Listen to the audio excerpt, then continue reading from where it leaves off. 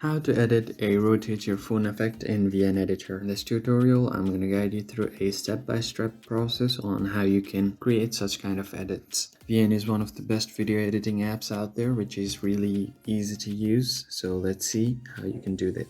First, open your app and create a new project. I'm going to import this video right here. And once you do so, first thing you want to do is change your aspect ratio and make it vertical. So just tap on the video and tap on this original right here, this drop down, and it will show you all of the possible aspect ratios right here. You want to choose this one, 9:16.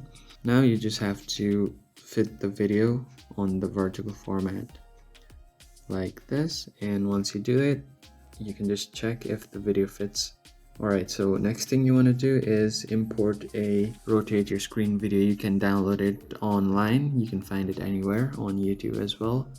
So once you do that, just tap on this plus icon to import the video. As you can see, I have imported this video right here that says rotate your phone. So once you do this, it will start playing the video. You can leave it as it is, but you can also add some kind of transitions to make it more attractive, and something like this to make it more smooth. You can play around with these, and once you do this, once you're satisfied, you can tap on this done button and export the video.